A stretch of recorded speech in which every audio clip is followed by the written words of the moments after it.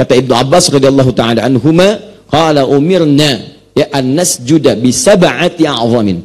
Kami diperintahkan untuk bersujud dengan 7 anggota tubuh.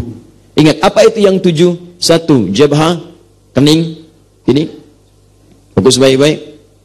Kemudian yang kedua, kafain au yadain, 2 telapak tangan. Ya, 1 tambah 2, 3. Kemudian setelah itu, rukbatain, ya, 2 lutut. 3 tambah 2, 5. Kemudian setelah itu asabi' ala rijlain, ya, jemari di 2 kaki. Dihitungnya 2 kakinya, jemari di 2 kaki, 2 kakinya. 5 tambah 2, 7. Oke, jadi 1, kemudian tambah 2, 3, ditambah 2 lutut, 5, ditambah kemudian di 2 kaki atau jemari 2 kaki, berarti 7. Nah, 1 di antara 7 ini itu pasti akan digunakan sebagai sandaran untuk bersujud. Mana yang digunakan? Apakah kemudian menggunakan kening dulu? Jadi begitu turun, sami Allahu liman hamidah, Rabbana walakal hamd. Ada? Baik. Atau yang kedua, menggunakan telapak tangan dulu, turun, langsung telapak tangan. Atau yang ketiga, lutut dulu. Begitu turun, pakai lutut. Ya kan? Baik, kalau jemari, nggak usah ditanya, orang itu sudah telapak kaki gitu kan? Baik, jadi kemungkinannya cuma 2. Maaf, yang 1 nggak masuk kemungkinan, yang kening, karena ini mustahil gitu kan? Ya, itu nggak usah pakai dalil lah, orang aja udah paham gitu kan? Pasti mencelakakan pada keadaan dirinya. Kalau tidak telapak tangan, pasti lutut. Persoalan dia, mana yang harus digunakan? Apakah telapak tangan dulu atau lutut dulu? Ini barangkali sudah sering kita bahas persoalan ini secara umum. Sekarang kita bahas detailnya. Kenapa ada persoalan di sini? Mana yang tepat antara telapak tangan dengan lutut? Mana yang harus dipilih? Dan apa penyebab akar persoalannya? Orang-orang jadi berselisih. Kenapa telapak tangan dulu? Kenapa lutut dulu? Padahal saat hadis-hadis yang disampaikan tidak pernah terdengar perselisihan di kalangan sahabat, baik yang pakai lutut ataupun yang pakai telapak tangan. Teman-teman sekalian, saat seseorang selesai menunaikan i'tidal dalam salatnya, kemudian dia akan turun, ya, untuk menunaikan sujudnya, maka ditemukan 2 cara di referensi-referensi hadis-hadis Nabi sallallahu alaihi wasallam yang dirangkum para ulama di kitab-kitab hadisnya. Di antara yang paling populer referensi ini ditemukan di Sunan Abu Daud, ya, nomor hadis 838 sampai 841. Hanya menariknya, di 2 hal ini ditemukan bukan dengan 1 cara. Ya. Bagian pertama nomor hadis 838, riwayat sahabat Wa'il bin Hujur, kemudian disampaikan kepada kita, ya, dimulai dari bapaknya Asim sampai Syakir sampai dengan ke Abu Daud, itu redaksinya menggunakan lutut. Ya, haddatsana qala Rasulullah sallallahu alaihi wasallam bima ma'na idza sajada ahadukum awas fala tasjud kama yabrukul ibil falyadha rukbatayhi qabla yadayhi. Jika di antara kalian akan menunaikan sujud, maka janganlah kalian sujud seperti duduknya unta. Jangan sujud seperti duduknya unta. Maka dahulukan dulu dalam sujud itu lutut kalian sebelum telapak tangan kalian. Nah, di hadis yang ini disebutkan dahulukan lutut. Lutut. Awas, hati-hati, ya. Apa yang didahulukan? Lutut. Cek baik-baik. Ini kepala, pundak, lutut. Jadi yang didahulukan apa? Lutut. Fokus. 1. Di sini begitu sampai nomor hadis 840, 841 paling kiri sebelah atas di kitabnya. Kalau sama cetakannya dengan yang kami pernah baca, perhatikan baik-baik. Dalam keterangan sahabat Abu Hurairah, ini agak menarik. Kalimatnya awalnya sama, pertengahan ke akhirnya agak berbeda. Idza sajada ahadukum fala tasjud kama yabrukul ba'ir. Jika ada di antara kalian akan menunaikan sujud, jangan sujud seperti duduknya unta. Kalimatnya menggunakan ba'ir. Falyadha' yadayhi qabla rukbatayhi. Maka dahulukan telapak tangannya sebelum lututnya. Saya ulang, dahulukan telapak tangannya sebelum lututnya. Yang di sini yang digunakan telapak tangan. Telapak tangan. Baik, muncul persoalan. Yang satu pakai lutut, yang satu pakai telapak tangan. Dua-duanya kelihatannya kontradiktif. dalam maknanya. Jadi kalau orang ngelihat sekilas nggak paham ilmu hadis, apalagi nggak belajar fikih ikhtilaf yang tadi sudah kita pahami dari awal, itu pasti akan menyimpulkan, loh kok bisa? Ini hadis ini benar apa enggak? Satu nyuruh pakai telapak tangan, satu nyuruh menggunakan lutut. Mana yang benar di antara keduanya? Nah sekarang sebelum kita bicara misalnya mana yang benar, atau kita simpulkan dua-duanya benar, sekarang kenapa jadi masalah? Yang jadi persoalan itu teman-teman sekalian, kita paham dalam fikih ikhtilaf, ini kalau ada dalil, itu pasti dipilih. Semua orang pasti paham, kesimpulannya pasti akan boleh menggunakan lutut, boleh menggunakan telapak tangan. Tapi yang jadi masalah, kenapa sampai ada keributan di masyarakat? Gara-gara yang satu pakai telapak tangan, yang satu menggunakan lutut, tiba-tiba bisa berselisih. Lihat sini, kita bicara ilmu hadis dulu ya. Setelah itu nanti baru bicara yang lain. Dalam ilmu hadis, satu hadis bisa diterima dengan baik dan diamalkan, itu kalau ada dua hal yang selaras, tidak bermasalah. Dua hal itu, satu disebut dengan sanad, yang kedua disebut dengan matan. Sanad itu silsilah periwayat yang meriwayatkan informasinya, yang meriwayatkan substansi bacaan atau petunjuk hadisnya sampai ke Nabi. Cek dulu orangnya ada nggak. Nah, misalkan kita menerima hadis, ini riwayatnya Al-Bukhari. Al-Bukhari itu nggak pernah ketemu Nabi. Bagaimana kemudian bisa meriwayatkan hadis dari Nabi?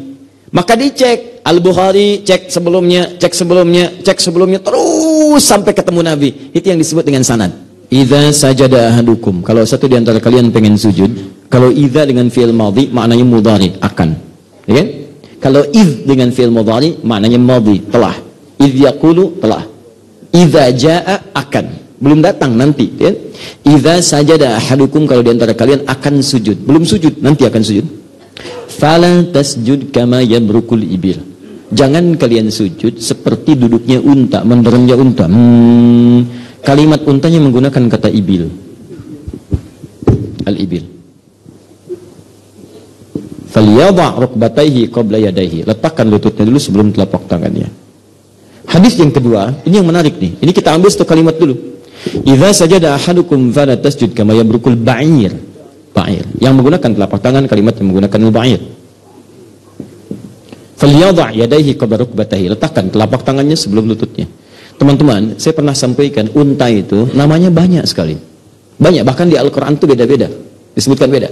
Afala yanzuruna ilal ibili kaifa khuliqat. Tapi untanya Nabi Saleh disebut naqah. Naqatallahi wa suqyaha fakadzabuhu faqaruha. Naqah. Hatta yalijal jamalu fi sammil khiyat. Ada jamal. Jadi ada ba'ir, ada ibil, ada jamal, ada naqah. Beda-beda. Nah kita mesti paham bahwa dalam istilah-istilah orang Arab itu nama berbeda menunjukkan tidak sama. Diksi yang dimaksudkan menunjukkan objeknya tidak serupa. Walaupun sama-sama unta.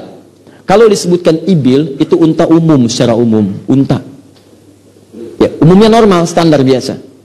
Tapi kalau sudah menggunakan jamal, jamalun, maka yang dimaksud adalah unta jantan. Jamalun. Oh jadi Ustadz kalau ada yang lirik ya jamalu, maksudnya unta jantan? Bukan, kalau itu pakai alif, jamal. Ya jamalu, jamalun. Nah, ini artinya ganteng, indah, sifat indah. Di jamalun sifat keindahan. Kalau melekat pada laki-laki jadi ganteng, maka berubah jadi jamilun, ganteng. Ya.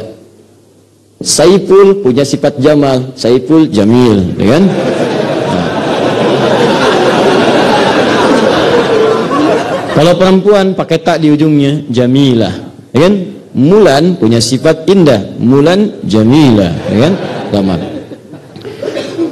Jamalun unta, jamalun indah, ya, ganteng kalau laki-laki, cantik kalau perempuan. Ini sifat keindahan dan kecantikannya.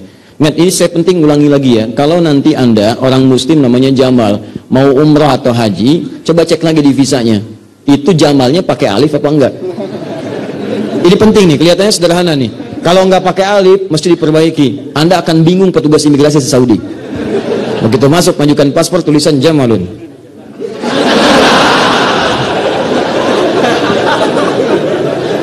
Naqah, unta betina. Unta betina.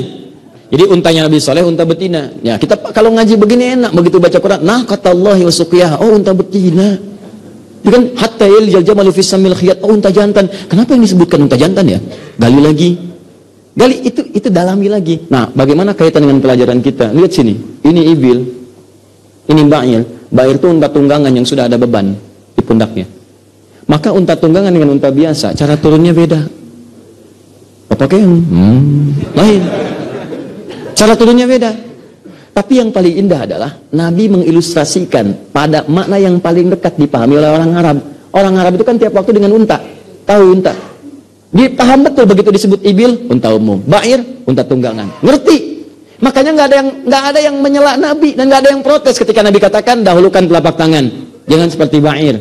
Dahulukan lutut, jangan seperti ibil. Mereka paham dan nggak pernah ada riwayat menyebutkan Wa'il bin Hujur berselisih dengan Abu Hurairah. Menyebutkan kata Wa'il yang benar pakai lutut, kata Abu Hurairah yang benar pakai telapak tangan. Ini kata Nabi, ini juga kata Nabi. Nggak pernah dalam sejarah. Karena mereka paham apa itu ibil, apa itu ba'ir. Ibil umumnya unta yang nggak punya beban, biasa saja.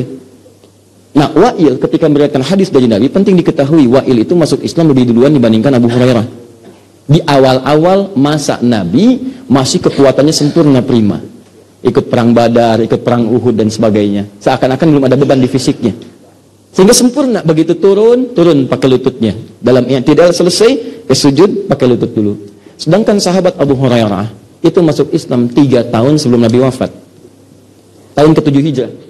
Tapi hebatnya, beliau punya prinsip, saya mesti nyusul. Saya ketinggalan nih. Abu Bakar dah duluan, Umar dah duluan, saya kemana aja selama ini? Saya mesti berubah. Ini cara berpikirnya begini. Jadi kalau Anda merasa baru berubah, baru hijrah, Anda mesti nyusul yang lain, bukan menyesali diri Anda. Susul. Orang ke masjid pas adzan, Anda sebelum adzan sudah ke masjid. Ya, sebelum adzan ke masjid. Tunggu. Kalau bisa adzan, gitu kan? Pas tiba waktunya Anda adzan. Ya, datang. Orang baca Quran 1 halaman, Anda 2 halaman. Orang 1 juz, Anda 2 juz. Karena Anda paham, saya terlambat, saya mesti nyusul. Itu manhajnya. Jelas ya? Itu cara menyikapinya. Dan jangan pesimis pada diri kita. Saya sering katakan Allah lebih mencintai orang pelaku maksiat yang tobat, orang salah yang menyadari kesalahannya lantas tobat, dibandingkan orang soleh yang tidak pernah merasa salah. Allah mencintai Anda. Maka kalau Anda sudah ada perasaan berubah, cepat pertahankan. Jangan mundur. Anda sedang dicintai oleh Allah. Jangan dengarkan bisikan setan. Dia berani cuma bisik-bisik. Ya. Itu Anda yang tatoan, yang apa, yang sudah berubah, hijrah. Masa kalah sama setan? Anda yang nampak aja, Anda tantangin. Masa yang bisik-bisik diikutin? Jangan sholat. Kalau berani, jangan bisik-bisik. Ayo, muncul. Muncul. Itu. Wa'il itu lebih duluan daripada Abu Hurairah. Abu Hurairah belakangan 3 tahun nyusul. Lebih rajin dari yang lain. Yang lain nunggu di majlis, beliau datang di depan rumah Nabi. Nungguin Nabi keluar. Makanya lebih banyak meriwayatkan hadis. Jadi yang lain nunggu di majlis ilmu, beliau depan rumah Nabi. Ngelihat bagaimana jalan Nabi, bagaimana Nabi kalau menoleh, bagaimana Nabi kalau menyapa. Makanya wajar 3 tahun, tapi hadisnya bisa 7.000. Yang lain bisa puluhan tahun, 10 tahun, 20 tahun, hadisnya ada yang 2.000, ada yang 1.000. Awas, ini jawaban penting nih. Ada sebagian dari sekte Syiah yang menyoal, bahkan menjelek-jelekan sahabat Abu Hurairah. Ya, bahkan pertanyaan begini, Anda tahu Ali kan bin Abi Thalib? Iya. Ali aja menantu Nabi, dekat dengan Nabi, puluhan tahun dengan Nabi. Hadisnya, masa lebih banyak Abu Hurairah? Palsu tuh hadisnya tuh. Kalau Anda tidak belajar ilmu hadis, teman-teman sekalian, wah bisa benar tuh. Kita hormati, sayangi sahabat Ali bin Abi Thalib. Kita sayangi semua sahabat, tidak ada yang beda satu dengan yang lainnya. Kita sayangi seperti Nabi memintanya. Tapi kita harus adil menyikapi. Oh betul, Ali menantu Nabi, Abu Bakar itu mertuanya Nabi, Umar mertua Nabi, di sekitaran Nabi. Tapi tidak semua waktu digunakan untuk menuntut ilmu dari Nabi. Awas, hati-hati. Ada yang bekerja, ada yang beraktivitas yang lain, ada yang ngurus rumah tangga. Abu Hurairah ini kan tidak menikah saat sebelum belajar dengan Nabi. Awas, hati-hati. Saat belajar dengan Nabi itu belum menikah. Di waktunya dia habiskan untuk belajar aja. Belajar. Saat yang lain kerja, beliau belajar. Saat yang di rumah tangga, beliau belajar. Kemana Nabi ada, dikejar ke situ. Makanya wajar hadisnya lebih banyak. Ilustrasi sederhananya begini. Antum usia 40 tahun. Hafal Quran juz 30. Anak kecil usia 4 tahun hafal 30 juz. Kok bisa antum yang 40 tahun cuma juz 30? Anak yang 4 tahun hafal 30 juz.